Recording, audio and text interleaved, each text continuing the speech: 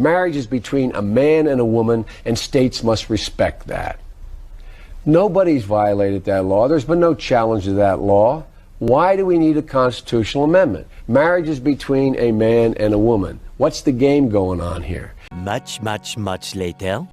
As Commander-in-Chief, I was proud to have ended the ban on transgender Americans serving in the United States military. What is the biggest right that you're fighting for today? The right to live. How do you not have the right to live right now? Because people out there exist that want us gone, and they're in the here government right now, and you're not being attacked, you're not being targeted. You do have the right to exist. You are existing.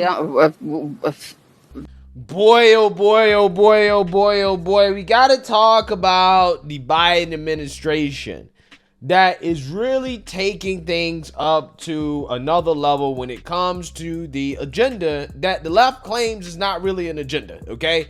However, I would argue that this agenda is an agenda, right? It's such an agenda that the Biden administration, the Democrats, felt the need to basically violate U.S. flag code, or at least that's what's being argued here, for Pride, okay? Because as you can see here, the White House, when they were celebrating Pride, flew this big Pride flag in the middle of two U.S. flags, right? We talk a lot about aliens, okay, nowadays in news.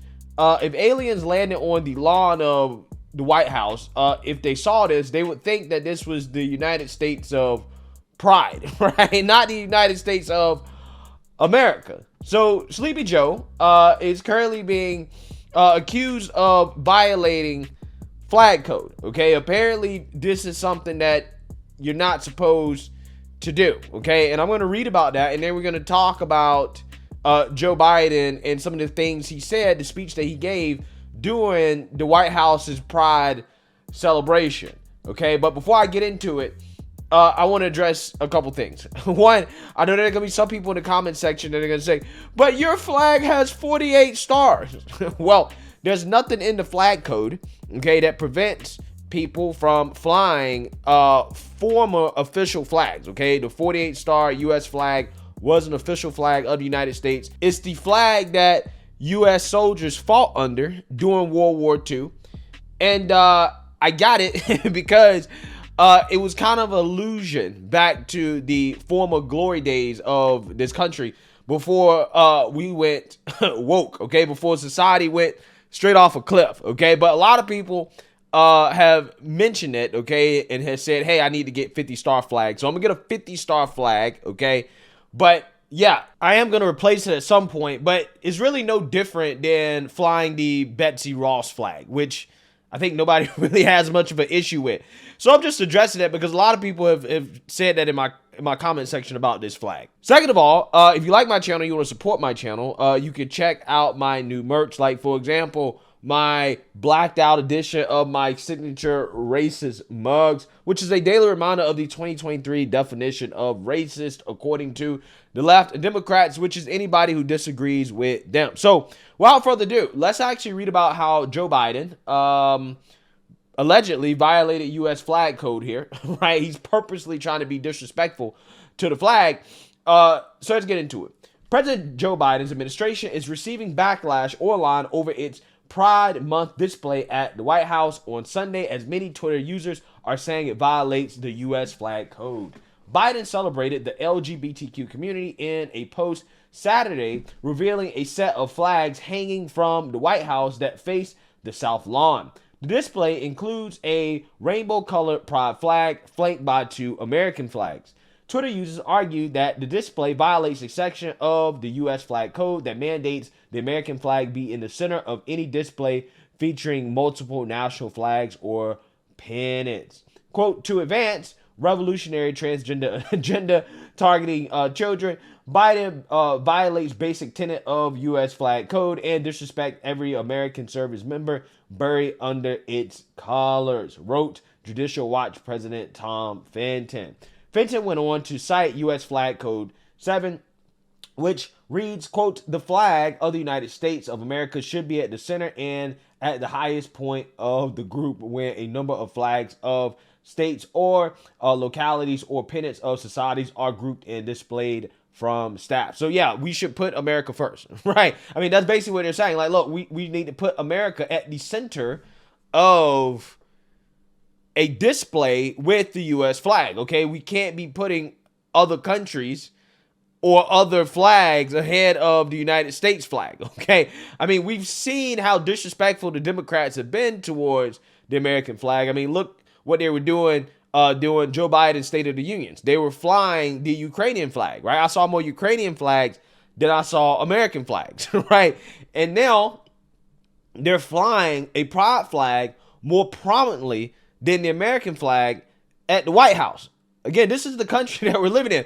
Democrats are telling you everything that they support, right? The radical agenda that they have for this country. Pride first, Ukraine first, illegal immigrants first, criminals first, Americans, law-abiding citizens last. That's the Democrat agenda for this country, and they show you that every single day, okay? So that being said, I actually want to show you guys a few clips, okay? Some clips from in the past and some clips from Biden's speech at this Pride event, because it really does show you how much we have fell off a cliff in this country when it comes to this woke nonsense. Because back when Biden was Obama's running mate, he was a lot more saner on this issue. Again, that was just, what, probably 15 years ago or something like that, okay? But again, I want you guys to watch these clips because it really does show you how radicalized Democrats have become in a very, very, very short amount of time. Take a look. Gay marriage? No, Barack Obama nor I support redefining from a civil side what constitutes marriage. We do not support that. That is basically a decision to be able to be left to the faith and people who practice their faith determination what you call. Garden to talk about a constitutional amendment to ban gay marriage. You know, think about this. The world's going to Hades in a handbasket. We are desperately concerned about the circumstance relating to avian flu. We don't have enough vaccines. We don't have enough police officers. And we're going to debate the next 3 weeks, I'm told, gay marriage, a flag amendment, and God only knows what else. I can't believe the American people can't see through this. We already have a law, the Defense of Marriage Act, where we've all voted, not where I voted and others said, look, marriage is between a man and a woman, and states must respect that. Nobody's violated that law. There's been no challenge to that law. Why do we need a constitutional amendment? Marriage is between a man and a woman. What's the game going on here? Much, much, much later. It's wrong that the violence and hate crimes targeting LGBTQ people is rising. It's wrong that extreme officials are pushing hateful bills targeting transgender children, terrifying families, and criminalizing doctors. These are our kids. These are our neighbors.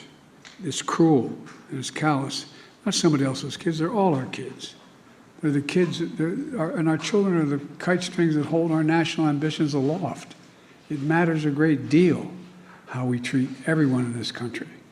And the fact is that I'm announcing today a series of new initiatives that we're taking to protect the LGBT community. We're gathered here today to honor the extraordinary, and I'm not being solicitous, the extraordinary courage and contribution of the LGBTQ community to celebrate their legacy and their progress. We welcome to the largest Pride Month celebration ever held at the White House, but just the beginning. But for all the progress we made, we know real challenges still remain. When a person can be married in the morning and thrown out of a restaurant for being gay in the afternoon, something is still very wrong in America. That's why the Congress must pass and send me the Equality Act to codify protections for the LGBT community. So today, I want to send a message to the entire community, especially to transgender children. You are loved. You are heard. You are understood. And you belong. And as I made clear, including in my State of the Union address, your president, my entire administration, has your back. Yeah, so this man has sold his soul, right? The whole Democrat Party has sold their soul because in a short span of 10 to 15 years, this guy Biden went from saying, no, I'm against gay marriage, right? I don't even want gay people to get married, right? Why are we talking about gay people getting married when we got all this other stuff going on in the country? That is what this man was on, right? I'm going to tell you, Joe Biden in the 90s and in the late 2000s, right, before 2010, this dude could probably be competitive in the modern day Republican Party, right? He could be a competitive Republican politician, right? I'm keeping it 100. The crime bill, okay, this man clearly was standing up on his Catholic faith and said, hey, look, I'm not for, gay marriage or whatever. He went from that to just endorsing the most radical parts of this agenda, right? We're talking about this man is now saying that kids are trans, right? He's advocating for sex change operations for kids. He went from, again, being opposed to gay marriage to advocating for sex changes for children in a span of 10 to 15 years, guys. That is how radicalized the Democrat Party has become. And again, Joe Biden's not the fringe of the Democrat Party. Joe Biden is the Democrat Party, right? Joe Biden's supposed to be one of the more moderate Democrats. He's supposed to be one of the moderates, right? He's supposed to be closer to the center. He's supposed to be around where Joe Manchin's at. I mean, clearly, though, he's been dragged left, right? There's no way that this guy actually really believes the stuff that he's saying. But again, this is what politicians do. They sell their souls like prostitutes for votes, right? And money. Because that's all this is. This is a big vote grab. Notice how he lied in that speech talking about, gay people in 2023, 2022, whatever. They're being kicked out of restaurants for being gay, right? Again, you'd be hard-pressed to find it. I'm not saying that it hasn't happened maybe 1 or 2 times, maybe in the last 10 years or so. But I'm not sure I recall any prominent stories in the last year or so of people getting kicked out of restaurants simply for being gay. Okay? Not a significant number of them. But this man is pretending like that's actually happening. Right? That's like the equivalent of claiming that black people get kicked out of restaurants for being black or being forced to use different water fountains because they're black. It's just not happening. But again, they make these same claims with black folks too. This is how they play the game. They play people because they think that people are stupid. Just like they try to pretend like lynching is still a thing, right? Black people still being lynched, right? So they try to, push stupid legislation that's not going to impact anybody's lives, like anti-lynching legislation, right? What do you need an anti-lynching legislation? Nobody's getting lynched. And if you are lynching people are being lynched. They're being charged with murder, right? They're being brought to justice for the most part. So I'm just saying, they do this unnecessary stuff to virtue signal for points. Except in this situation right here, Democrats actually are, again, they're pushing policies, especially at the state level, that are radical and take away rights from parents. Like, for example, out in California, they have a bill, right, an amended bill, which has passed state assembly, basically leading the way to punish parents who refuse to affirm their child's gender identity, aka parents who refuse to pump their children with hormones and drugs and to give them sex change operations because a child thinks they were born in the wrong body. Take a look. So this particular bill adds the very important factor that affirming a child's gender identity is in their best interest, which is what your question is about. Why does it actually say that in an affirmative way? And it really is because if you have a 7-year-old who's talking about having a potential to say, being able to articulate that they believe that they are not the same gender as they are biologically, then it should be affirmed. And through care, It should be determined. And that's what we did with our own child. And that would give the ability for a parent who wasn't sure to affirm and get their child the care that they need to make that, so they can begin to articulate that determination. But by saying and rejecting it in wholesale, then you're essentially rejecting your child. And that is not in the best interest of a child. We should be affirming our children in every possible way and getting them whatever appropriate care they need, whether it's based on their gender, whether it's based on how their studies are in school. It doesn't matter. Our children should be affirmed. And this is saying that you have to include gender affirmation as. Yeah, so you seen that, you heard that straight out of the woke lunatic mouth, okay? You have to affirm your 7-year-old child's gender because, yeah, your 7-year-old knows that they were born in the wrong body and that they should start to undergo hormone treatments and sex change operations, just like they know that they're Batman, right? Or that they're Superman, okay? I'm pretty sure 7-year-old children believe a bunch of things about who they are, okay? And apparently, according to this radical, you need to affirm that as a parent, right? So I don't know.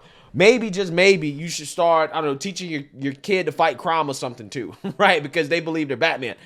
I'm just saying, these Democrats are radical, okay? And we're not just talking about the progressives. We're talking about even the so-called moderates. This whole party is on board with pushing stuff on kids in school, okay? They're also on board with kids being able to get access to hormones, sex change operations, and they're so convinced of this that, again, they want to punish parents who don't go along with it. Right? Again, this is why Democrats say, oh, they're our children, right? They're everybody's children, right?